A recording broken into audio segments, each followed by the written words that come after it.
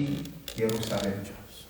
Kemudian Umar bin Khattab membacakan Al-Ahda Al-Umariyah atau jaminan dari Umar bin Khattab. Di situ dituliskan Bismillahirrahmanirrahim atas nama Amirul Mukminin yang menjamin kehidupan keberagaman orang-orang Nasrani yang berada di negeri Yerusalem, bahwa harta mereka, harga diri mereka, jiwa mereka, tempat suci mereka, situs-situs suci mereka itu dijaga oleh kepemimpinan Islam. Tapi di poin akhir itu ada tambahan dari Patriark Sopranus, meminta dituliskan di dalam itu bahwasanya orang-orang Yahudi tidak boleh tinggal di Yerusalem karena Patriark ini dendam. Karena orang-orang Yahudi bersekongkol dengan Persia. Pada waktu diserang oleh Persia, Yerusalem itu orang Yahudi memberitahukan dan mengambil salib yang dikatakan salib tempat penyaliban Kristus mereka, dan itu dicuri oleh Persia, dibawa ke Persia karena pengkhianatan orang Yahudi Yerusalem. Tapi ketika perang lagi antara bangsa Rum dengan Persia, salib itu berhasil diambil dan dibawa lagi ke gereja Makam Kudus. Tapi klausul dari Patriark itu tidak disetujui oleh Umar, ya, dengan mengatakan bahwasanya mereka punya hak untuk tinggal di Yerusalem karena mereka masih keturunan dari Nabi Yakub yang pertama sekali membangun Yerusalem, ya kan? Kan Nabi Yakub yang pertama sekali membangun Yerusalem ini ketika dia lari dari saudara kembarnya Esau. Nama ayahnya siapa? Nabi Yakub, Ishak. Nabi Yakub disayang oleh ibunya, Esau disayang oleh ayahnya. Nabi Ishak bilang sama Esau, tolong carikan aku satu buruan dipanggang, antar ke tempat ayah, nanti ayah doakan ubun-ubunmu. Didengar oleh istri Nabi Ishak, namanya Rifkah. Rifkah ini orang Irak. Rifkah bilang, Yakub segera cari ternak kita, potong, bakar, kasih ke depan ayahmu. Nabi Ishak kan di masa tuanya buta, ya. Jadi ketika dibawa oleh Nabi Yakub, ditanya oleh ayahnya, begitu cepatnya engkau Esau mencari perburuanmu? Nabi Yakub diam aja. Setelah dimakan oleh Nabi Ishak, kemudian didoakanlah kening ataupun ubun-ubun dari Nabi Yakub bahwasanya nanti akan lahir dari dirimu raja-raja dan nabi-nabi. Ya. Setelah itu Yakub muda pun keluar. Setelah Yakub muda keluar, masuklah Esau dengan membawa hasil buruan yang telah dibakar. Ayahnya terkejut. Aku tadi sesungguhnya telah memakan hasil buruan Esau dan sudah mendoakannya. Akhirnya Esau marah. Esau ini dia gentleman, kerjaannya itu di atas kuda berburu. Yakub anak rumahan. Begitu istri Nabi Ishak tahu anaknya yang pertama ini marah, jadi Nabi Yakub itu kembar. Jadi anak Nabi Ishak itu cuma dua laki-laki, kembar, Esau dan Yakub. Akhirnya ibunya bilang, kamu segera lari ke rumah pamanmu ke Irak sana. Akhirnya Nabi Yakub karena diancam dan dikejar oleh saudaranya, pergilah dia ke Irak. Nabi Yakub, Nabi Ishak waktu itu tinggal di Ibrahimiyah, Hebron namanya sekarang, Al-Khalil, di samping Masjid Ibrahimi atau namanya Khalil. Jadi dari Hebron itu kan naik ke utara. Singgahlah Nabi Yakub di suatu lembah yang tinggi. Di lembah itulah dia beristirahat malam sebelum menyambung perjalanan besok pagi. Kemudian dia tidur di situ, dia ambil batu, dia tidur. Tidur dia di situ, mimpinya tahu apa, Pak? Mimpinya di tempat itu, tempat turun naiknya malaikat, ada tangga ke langit. Jadi malaikat itu turun naik dari langit ke tempat Nabi Yakub itu tidur. Jadi ketika bangun, Nabi Yakub berazam bahwasanya nanti kalau aku kembali dari Irak, aku akan membangun rumah Allah di sini. Maka ditandainya batu itu dengan minyak, kemudian diletakkannya lah minyak juga di tanah itu, kemudian dia tinggalkan tempat itu. Setelah beberapa 13 tahun atau 15 tahun di Irak, kembali lagi dia dengan anak dan keturunannya Nabi Yakub. Barulah di situ dibangunnya apa? Baitullah, atau cikal bakal yang disebut nanti namanya Masjidil Aqsa. Jadi berdasarkan, Umar kan tahu semua sejarahnya. Berdasarkan itu dia mengatakan bangsa Yahudi punya hak di Yerusalem ini, karena kakek mereka yang pertama sekali membangun membangun Baitullah ataupun Masjidil Aqsa. Jadi tidak disetujui klausul itu. Akhirnya Yahudi kan sampai sekarang masih ada di situ. Selesai itu zaman Umar, 462 tahun kemudian, ya itu kan Yerusalem itu dipegang terakhir oleh dinasti kekhalifahan Fatimiyah. Fatimiyah itu Syiah yang berada di Mesir, dan dia mengumumkan sebagai khalifah. Sementara Bani Abbasiyah yang juga khalifah Islam itu sudah mulai meredup, mengecil, dan sudah mulai tidak dianggap keberadaannya itu ada. Karena di sebelahnya dari Irak sampai hampir ke Ankara sekarang itu dikuasai oleh Bani Seljuk. Kemudian ada Seljuk yang berbatasan langsung dengan Konstantinopel, namanya Rum Seljuk. Jadi Seljuk itu ada dua. Yang terbesar adalah Seljuk yang berada di Irak sampai hampir ke Syria.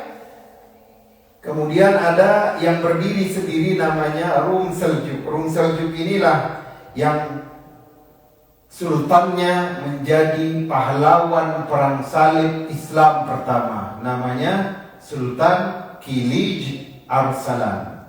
Sultan Kilij Arsalan. Salahuddin Al-Ayyubi itu masih anak-anak waktu itu. Karena kan perang salib ini kan ratusan tahun ya. Jadi tadi pagi sudah saya sampaikan, yang menyebabkan Raja Romawi atau Bizantium itu Excelius. Ya, Raja Excelius meminta bantuan kepada Paus pada saat itu namanya Urbanus II, supaya umat Kristen bersatu walau apapun sektenya untuk menyelamatkan Konstantinopel yang akan segera diserang oleh Seljuk Rum Seljuk namanya. Rum itu Romawi Seljuk. Jadi dia campuran Turki dengan bangsa Rum. Kalau yang Seljuk yang di Persia, Irak, Iran itu dia orang Turki. Akhirnya Paus Urbanus II kan mengangkat titah suci, mengatakan untuk berjihad ke Yerusalem, karena Yerusalem sekarang orang-orang Nasrani nggak boleh berziarah. Ternyata memang betul orang Nasrani itu nggak boleh berziarah karena mereka masuk bawa senjata dan mereka mau pengakuan dosa, jadi mereka saling berantem, terjadi pembunuhan. Akhirnya keputusan wali kota Yerusalem itu mengatakan peziarah Nasrani Eropa nggak boleh masuk. Tapi beritanya di Vatikan sana, peziarah Eropa itu disembelih, perempuannya diperkosa.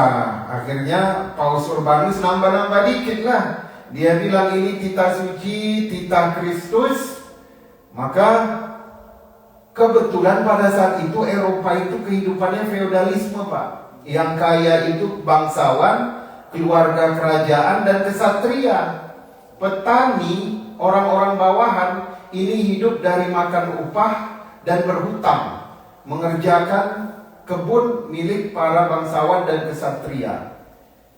Jadi mereka mikir, kalau mereka pergi ke tempat yang baru, kehidupannya akan baru dan pasti bisa merubah nasib.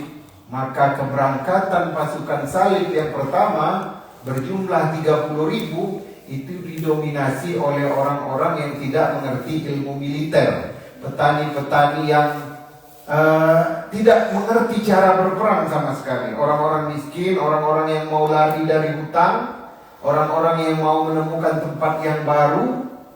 Nah, itulah utusan perang salib yang pertama yang dipimpin oleh Peter the Hermit, salah satu pemimpin di Cologne, Jerman. Kemudian nanti ada Walter de Safa gitu, itu dari Prancis. Berangkat mereka tahun 1096 Masehi. 30.000. Paus Urbanus nggak ikut, berangkat mereka. Kaisar Excellesius dari Romawi Konstantinopel tahu yang berangkat ini orang-orang miskin, bukan para kesatria, yang sepanjang jalan itu kerjaannya apa Pak? Melewati Eropa itu mereka menjarah, membunuh dan memperkosa. Bahkan setiap Yahudi, kampung Yahudi yang mereka lewati, itu semua Yahudinya dibunuh. Jadi Yahudi itu hanya aman kalau dia dibawa kekuasaan Islam. Terutama waktu dibawa kekuasaan Sulaiman Al-Qanuni dari kekhalifahan Utsmani atau Ottoman. Dia cuma aman di situ Yahudi itu. Kalau sama orang Kristen itu dia disembelih sepanjang jalan itu. Raja Excellesius dia tahu, oh ini orang-orang bawahan, orang-orang yang lari dari hutang, orang-orang miskin. Kalau dibiarkan masuk Konstantinopel, dia akan menjarah. Maka tidak dibuka itu pintu benteng. Cuma dikasih sampan-sampan untuk langsung nyebrang Bosporus sampai ke Anatolia. Sampai di Anatolia, Sultan Kilij Arsalan dari Seljuk Rum sudah menyambut. Ya. Sultan Kilij itu cuma bawa 20.000 pasukan. Ya, setelah semenanjung Bosporus itu langsung disambut. Itu Pak, para petani dan orang-orang miskin itu dari 30.000, 20.000 mati. 10.000 lagi lari kocar-kacir. Termasuk pemimpinnya Peter the Hermit itu lari ke Konstantinopel. Mendengar kekalahan ini, Paus Urbanus II angkat lagi titah suci Yesus untuk segera membebaskan tanah Yerusalem ataupun tanah kelahiran Kristus. Nah, kali kedua 1097 tadi 1096. 1097 ini yang berangkat para bangsawan dan kesatria. Yang pertama ada dari Prancis, Godfrey de Bouillon sama adiknya yang bernama Baldwin I. Nanti yang perang sama Salahuddin Al-Ayyubi itu Baldwin IV yang kena kusta itu ya, yang pakai topeng. Dan Godfrey de Bouillon inilah yang dikatakan kalau dalam ilmu konspirasinya keturunannya si As-Samiri yang diusir oleh Nabi Musa. Waktu itu dia pergi ke Eropa. Jadi keturunannya inilah yang menyembah kepada sapi betina dan kemudian nanti menyembah kepada Dajjalisme atau nenek moyang daripada Freemasonry. Godfrey de Bouillon. Dia bukan pengikut Nasrani ataupun Kristen, bukan pengikut Katolik. Dia adalah yang kalau di dalam film The National Treasure itu niat dia adalah untuk mencari kitab sihir yang mereka tuduhkan kepada Nabi Sulaiman. Wa ma kafara Sulaiman walakinna syayatina kafaru, kata Allah. Jadi tujuannya itu dia. Dia mau membongkar Baitul Maqdis itu, mau mencari peninggalan Nabi Sulaiman, katanya di situ ada kitab sihir. Jadi nggak semuanya yang berangkat itu untuk kepentingan salib. Namanya itu kalau pimpinan Godfrey de Bouillon itu Templar Knight. Ya, salib apa namanya? Kesatria Templar. Kemudian juga ada namanya si Bohemian dari Denmark. Itu pokoknya bangsawan semua. Kemudian juga ada ada 6 itu bangsawan besar. Dan mereka membawa 35.000 pasukan salib jilid 2. Itu 1 tahun aja setelah kekalahan pasukan salib jilid pertama. Kemudian Kaisar Excellesius dari Konstantinopel, Turki, itu sudah menyiapkan kepada mereka sampan-sampan, bot-bot, makanan-makanan yang lengkap. Karena dia tahu yang datang ini kesatria, bangsawan, orang-orang yang mengerti tentang militer.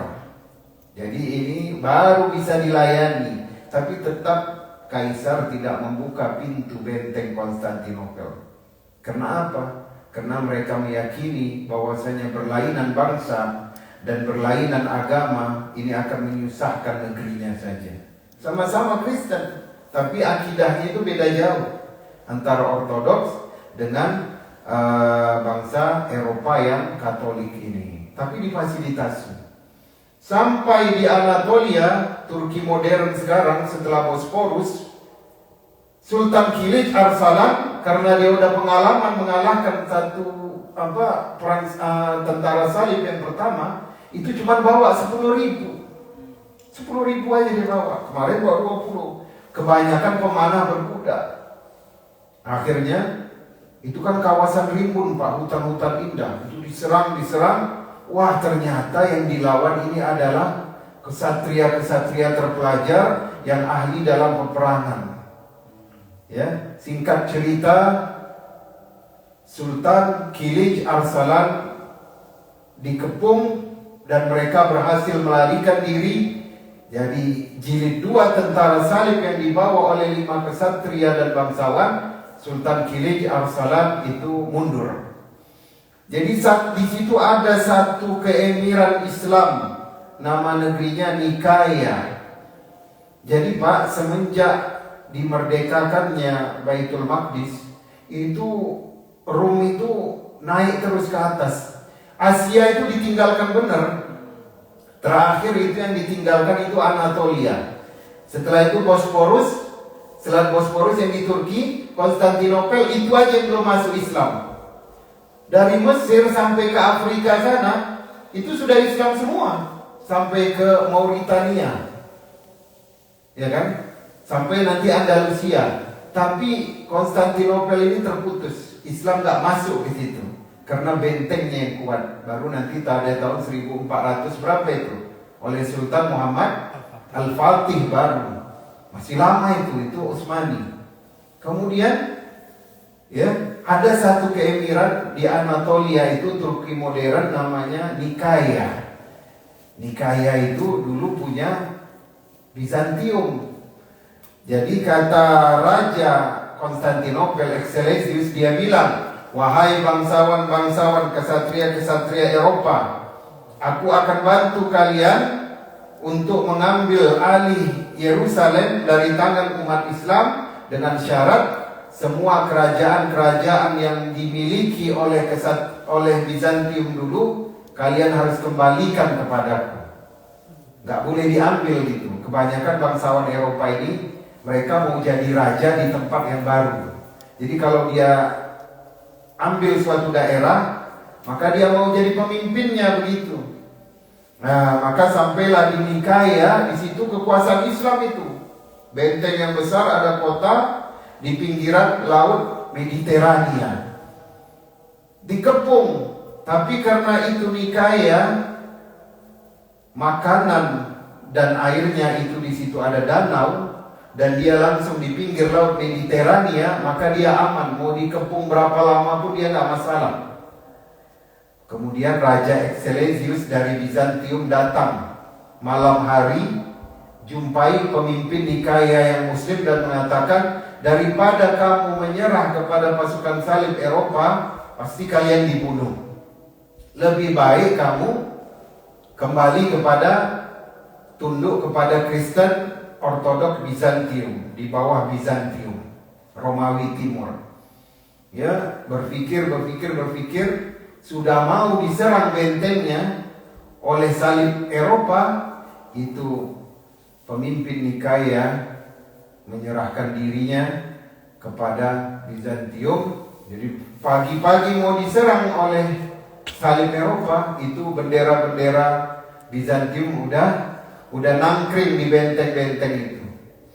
Godfrey de Bouillon, kemudian Baldwin I ini pada terkejut. Wah, ini Excelsius ini curang. Marah mereka. Harusnya mereka akan menguasai Nikea dan mengambil harta rampasan perang. ternyata Raja Romawi Bizantium sudah main belakang supaya menutupin kemarahan orang-orang pasukan salib itu.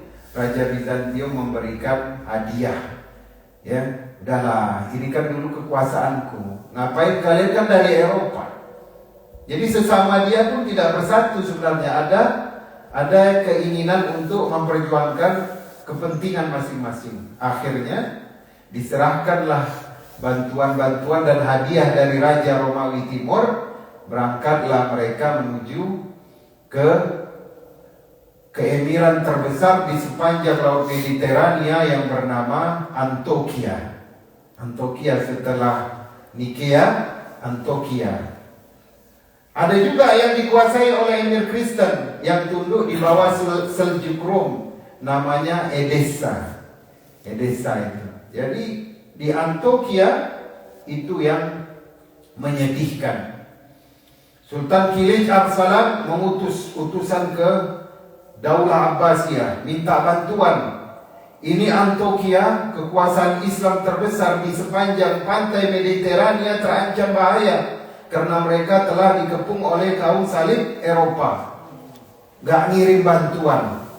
Emir-emir kecil-kecil yang berada di sepanjang Palestina dan Syria juga pada senang gitu kalau emir-emir yang besar itu jatuh. Jadi mereka bisa menunjukkan negaranya yang paling besar. Kemudian dinasti Fatimiyah diberitahu juga di Mesir, juga tidak mengirimkan utusan. Akhirnya Sultan Kilij Arsalan kembali menyerang orang-orang salib yang tengah berada di luar benteng Antioquia. Perang lagi. Sudah hampir kalah itu pasukan salib, tiba-tiba datang bantuan baru sampai dari Inggris. Akhirnya Sultan Kilij Arsalan mundur, kemudian Antioquia itu berhasil mereka serang dan seluruh orang-orang anak muda dan anak laki-laki itu semuanya disembelih oleh kaum salib yang dipimpin oleh 5 bangsawan Eropa. Itulah yang paling menyedihkan bagi Sultan Kilij Arsalan, karena kekuasaan Islam ditunggu bantuannya tidak datang, termasuk Abbasiyah, ya, termasuk Seljuk, termasuk juga Fatimiyah yang Syiah. Gak ada ini bantuan. Ya. Setelah itu mereka merengsek menuju Yerusalem. Jadi kerajaan-kerajaan kecil, keemiran-keemiran kecil di sepanjang Mediterania dan di sepanjang menuju Yerusalem itu semua habis dikuasai oleh tentara salib. Karena negeri-negeri Islam pada saat itu memang sedang mengalami kelemahan. Termasuk Fatimiyah, ya, yang sebenarnya dia yang menjadi penguasa bagi Yerusalem, tapi dia nggak mengirim satu tentara pun sama sekali. Bahkan banyak keemiran kecil Islam itu menyerah tanpa syarat. Bahkan mereka berkomplot untuk memberikan makanan kepada tentara salib Eropa. Sampailah pada tanggal di bulan April 1000 berapa ya? Saya lupa itu. Pokoknya 462 tahun setelah Umar bin Khattab membuka Konstantinopel, 1099. Ada yang mengatakan bulan April, ada yang mengatakan bulan Juli. 1099 mereka sampai di depan benteng Yerusalem. Yang pertama sekali yang menghadapi kaum salib dari Eropa ini adalah para Nasrani yang berada di Yerusalem. Mereka mengatakan, semua yang kalian dengar tentang isu-isu terhadap Nasrani Eropa itu adalah bohong. Mereka datang kemari membuat rusuh. Jadi kalian pulanglah ke kampung kalian. Kami di sini hidup sudah aman dengan toleransi Yahudi, Muslim, Nasrani dan Yahudi. Tapi yang namanya mereka tetap mau menguasai Baitul Maqdis, ya. Tetap nggak mau pulang. Berapa hari dikepung Pak? 2 minggu. Umar bin Khattab, dulu Khalid bin Walid sama Abu Ubaidah bin Jarrah berapa lama mengepung? 6 bulan. 6 bulan. Bayang itu ya, dari situ aja orang peneliti sejarah itu banyak masuk Islam. Islam itu orangnya sabar. Islam itu orangnya mau dia 6 bulan di negeri orang, di luar gedung misalkan, buat kemah-kemah, ya, tinggalin anak istri rindu, mau ya kan umat Islam ya. Padahal kalau 2 minggu kemarin itu Paus Sopranos itu bisa aja dilumpuhkan dalam waktu 2 minggu, tapi kan enggak. Abu Ubaidah bin Jarrah, Khalid bin Walid nunggu 6 bulan. Supaya apa? Supaya mereka menyerah. Ini tempat suci.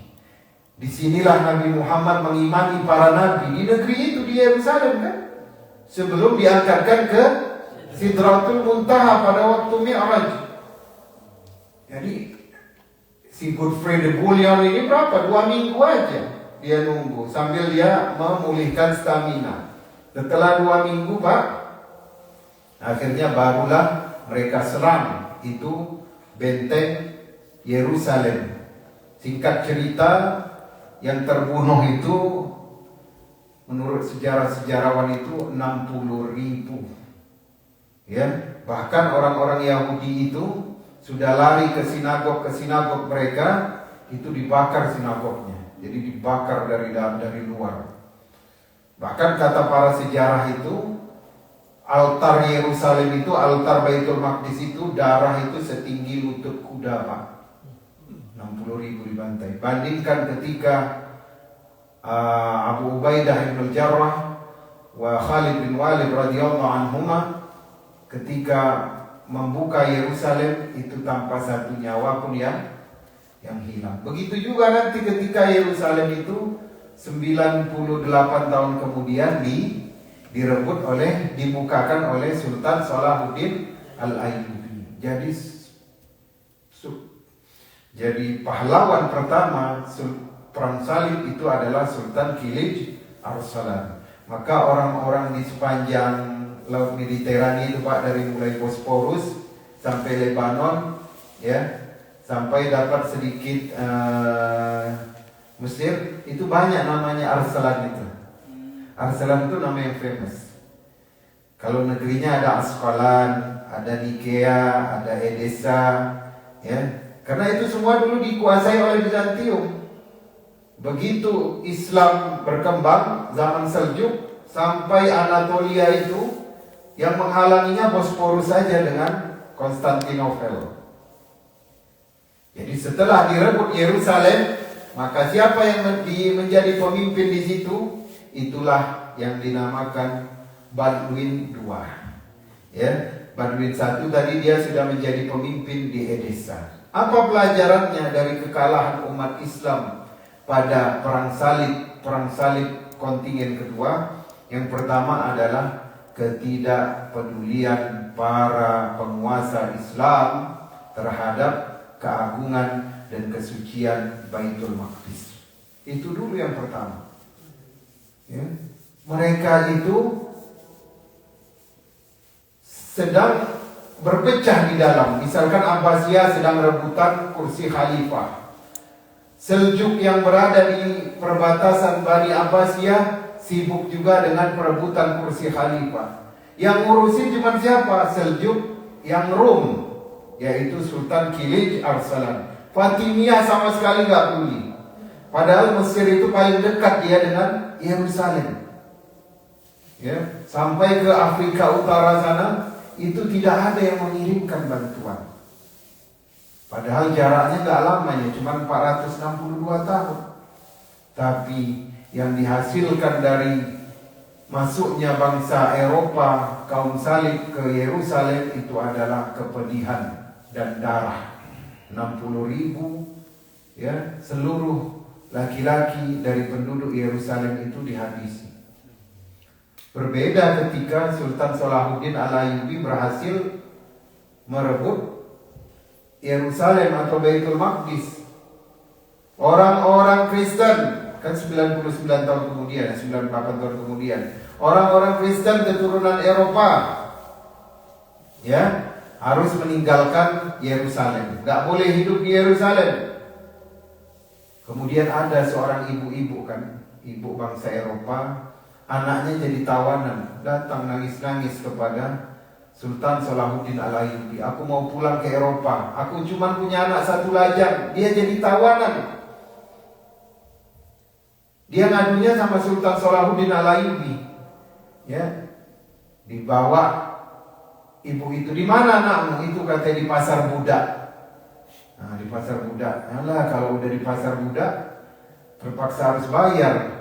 Sebenarnya Sultan Salahuddin Al-Ayyubi bisa aja itu yang satu tolong keluarin. Kan kita gitu ya Pak ya. Kalau kita jadi orang punya jabatan kan, itu tolonglah aku minta satu kan gitu ya kan. Kalau Sultan Salahuddin enggak, diambilnya logam-logam yang ada di kantongnya, ya dia bilang itu tolong bebasin itu anak muda. Dibayar pakai uang Sultan Salahuddin Al-Ayyubi, itu anak dikasih kepada ibunya, silahkan pulang ke Eropa. Tapi Kristen asli Yerusalem tetap boleh tinggal di Yerusalem. Ya, yang selama ini adalah penduduk asli bangsa Arab Kristen boleh di Yerusalem. Yahudi pun tetap boleh di Yerusalem. Jadi orang Yerusalem itu bahasanya bahasa apa Pak? Bahasa Suryani. Suryani itu adalah bahasa orang bagian utara, orang Syam, ya sampai kepada Irak, Jordan. Suryani itu dia bahasa Arab, tapi dia tercampur dengan beberapa bahasa dari bahasa Yunani atau bahasa Romawi. Bukan seperti yang dikeluarkan oleh siapa sih, si Gufron itu. Itu ngaco itu, Suryani apa begitu? Itu kan apa lakon inna apa? Aduh peninglah kepala ya kalau melihat dia ngoceh. Itu bukan Suryani, jadi bahasanya itu lebih bernada dan dia ada campuran bahasa Yunani dan Romawi. Itu Suryani. Tapi kalau Quraisy bahasa Arabnya murni. Quraisy itu bahasa Arabnya bersih, tidak ada satupun serapan dari bahasa luar. Satu-satunya bahasa di dunia yang tidak ada serapan dari bahasa luar. Itu salah satu kenapa Al-Quran itu dipilih dengan bahasa Arab. Yang kedua, sebab dipilih Al-Quran itu berbahasa Arab karena bangsa Arab ini dia tidak pernah dimasuki kitab suci ataupun agama samawi lain, baik itu Yahudi atau Nasrani, baik itu Taurat, Zabur, Injil. Kan bisa aja orang sekarang bilang, itu paling karangan Muhammad, kan dia pandai, kan dia menguasai Injil, kan dia tahu tentang Taurat. Sekarang orang orientalis gak bisa nuduh. Penduduk Makkah ummi, gak bisa baca. Penduduk Makkah musyrikin, mereka bukan agama samawi, Yahudi atau Nasrani. Jadi makanya itulah dipilih bahasa Arab itu menjadi bahasa Al-Quran. Yang ketiga, bahasa Arab itu ya dari yang kuno itu dilahirkan dari sifat manusia. Bahkan hurufnya itu membentuk sifat manusia. Urutan alif, ba, ta, sa, jim itu urutan sifat manusia. Nanti kita hari Sabtu bahas itu. Karakteristik huruf hijaiyah. Maksudnya apa? Misalkan gini, mal itu apa artinya? Harta kan? Tapi bahasa Arab kunonya bukan harta artinya. Orang yang jalannya itu enggak seimbang. Kenapa? Karena orang kalau dia sudah punya duit, punya money, maka dia sudah mulai bimbang, sudah enggak bisa adil lagi, sudah enggak bisa di tengah dia. Pasti akan ada berat sebelah. Maka dikatakanlah harta itu yang membuat orang tidak berada dalam kehidupan yang seimbang. Maka dikatakan dia mal. Jadi sebutan-sebutan benda itu diambil dari sifat-sifat benda tersebut yang bisa merubah keadaan manusia. Nah, jadi itulah InsyaAllah besok subuh kita lanjutkan dengan tentara salib. Tentara salib jilid ketiga, yaitu pada masa Sultan Salahuddin Al-Ayyubi. Ya, mungkin ada yang ingin bertanya, silakan. Masih lama. Oke. Ya, setelah tadi diambil oleh Sultan Salahuddin Al-Ayyubi, ya kan? Ini kita kembalilah kepada masa Nabi Yakub tadi. Nabi Yakub tadi dia balik ke mana? Ke Irak. Nama negerinya apa? Ur, atau kita kenal dengan nama bangsanya adalah bangsa Mesopotamia. Ibu kotanya namanya Babilonia. Siapa di situ? Adalah Batael. Batael itu saudaranya Ribka. Jadi Nabi Ishak itu, Nabi Ibrahim kan punya anak namanya Ishak. Ishak ini punya saudara namanya Ismail, itu kan di Makkah. Waktu itu penduduk di Palestina, tempat Nabi Ibrahim akhirnya tinggal untuk berdakwah, di situ perempuan ini nggak ada yang bertauhid. Kalau mau cari perempuan bertauhid, dia harus ke Irak. Maka Ishak itu menikahi anak saudara laki-laki Nabi Ibrahim. Jadi nikah sepupu, namanya Rifkah bin Batael. Ya. Rifkah ini punya saudara namanya Labib. Labib inilah yang kelak akan menjadi mertua Nabi Yusuf. Nabi Yakub, mertua Nabi Yakub. Nabi Yakub begitu sampai di Irak, kata pamannya, "Oke, Yakub, kau boleh tinggal di sini." Akhirnya tinggal di situ. Kemudian Nabi Yakub ini jatuh cinta kepada anak pamannya ini yang bernama, siapa nama ibu Nabi Yusuf? Rachel. Rachel ini orangnya cantik, putih, bersih, lembut, menyenangkan, gak suka bentak-bentak orang, ya. Kadang-kadang kan dan gak suka cemberut gitu istilah. Kalau udah jadi istri, dikasih belanja berapa aja, dia senyum gitu. Nerimo. Ya, maaf kalau orang Medan bilang baik juga beristri orang, ini bukan rasis atau apa ya Pak, bukan menghina difabel, beristri orang Sumbing katanya. Karena dikasih berapa aja dia bilang oe gitu kan. Sesekali dikasih 100.000 sehari, dia oe gitu. Dikasih 50.000, ini udah mulai kelewatan nih suami. Turun lagi 30.000, ya, baru diangkat bibirnya. Katanya sebenarnya dia bukan mengatakan oke, sebenarnya mengatakan apa ini gitu. Kok cuma 100? Jadi pendengaran suaminya itu oke gitu. Jadi Rachel ini dia orangnya nerimo gitu. Tapi kan ketika si Labib bin Batail menyetujui untuk Yakub menikahi Rachel, dijadikan pernikahan itu, tapi kan perempuan di dalam kan, yang akad itu kan ayah sama calon mempelai pria.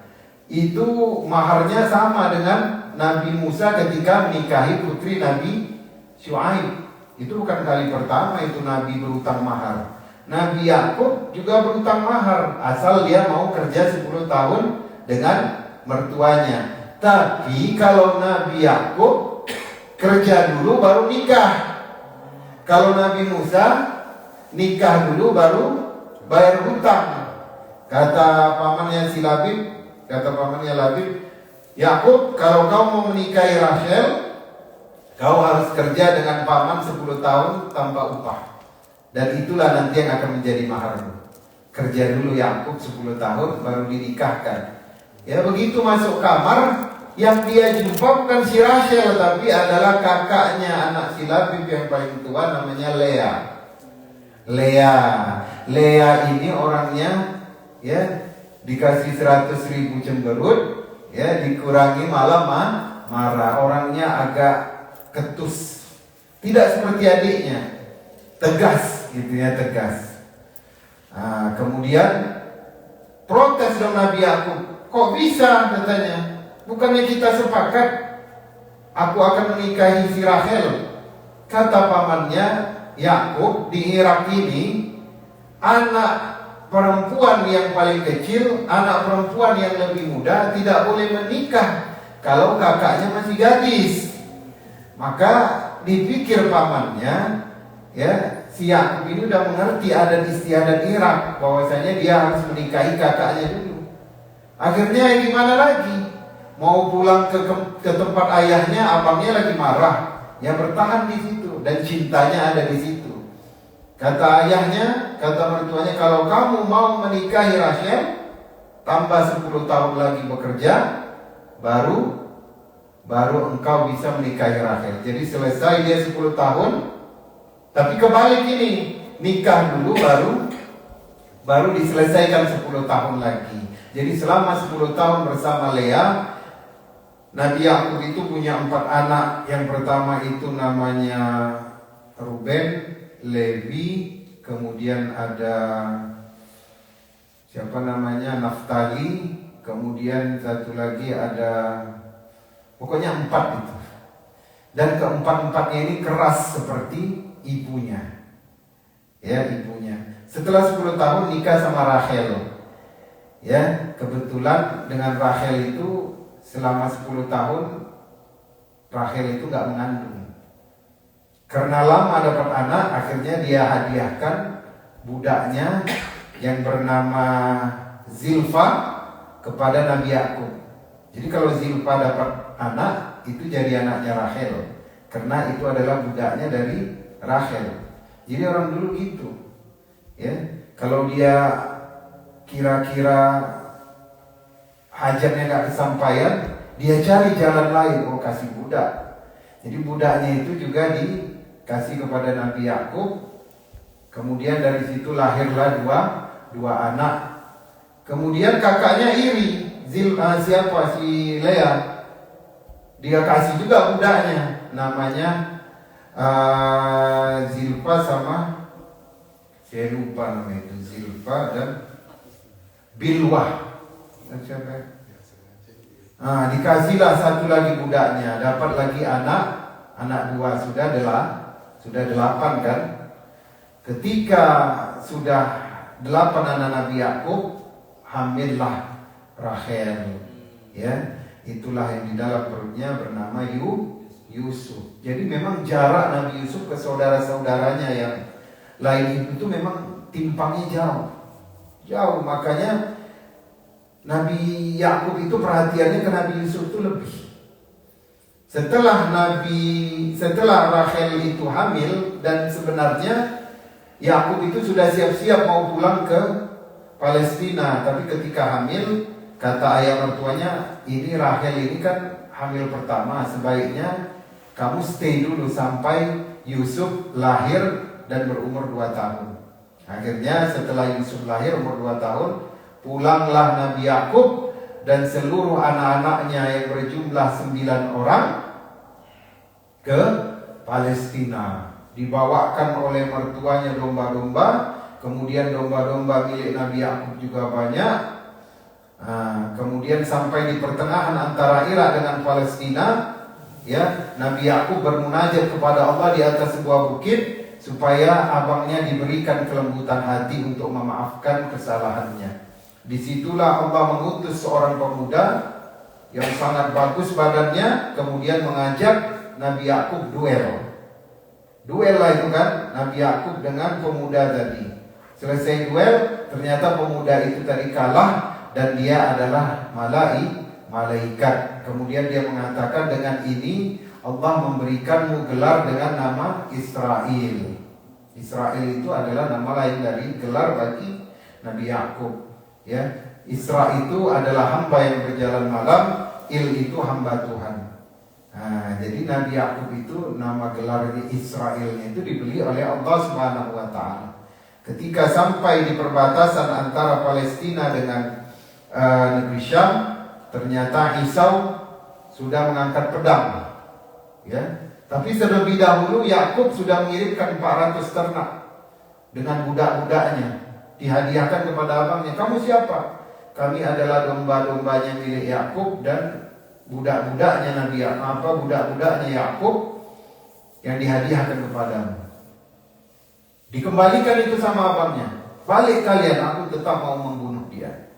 Akhirnya begitu sampai berjumpa dengan abangnya, dalam satu riwayat dikatakan sempat duel. Ketika duel abangnya kalah, kemudian Nabi Yakub memberikan hadiah yang banyak, kemudian akhirnya abangnya memaafkan dan mereka akhirnya bersaudara kembali. Kemudian Nabi Yakub mengunjungi ayahnya, masih hidup itu Nabi Ishak, tapi udah mendekati sakratul maut.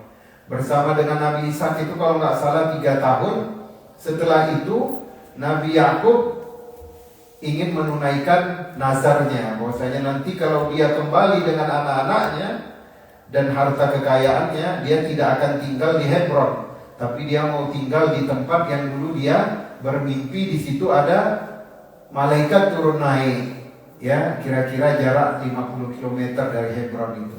Disitulah Nabi Yakub membuat peradaban baru, dan yang pertama dibangun adalah rumah untuk menyembah Allah. Itulah namanya Baitul Maqdis, ya. Nah, itulah Baitul Maqdis. Jadi itu asal mula Baitul Maqdis itu. Jadi kalau orang-orang Yahudi ngeklaim itu tanah yang dijanjikan kepada mereka, itu lain lagi bantahannya. Mungkin sampai di sini aja. Barakallahu li wa lakum, ya. Karena dari persiapannya hanya sampai Kilij Arsalan aja. Kita tambah sedikit dengan sejarah Baitul Maqdis. Wassalamualaikum warahmatullahi wabarakatuh. Waalaikumsalam.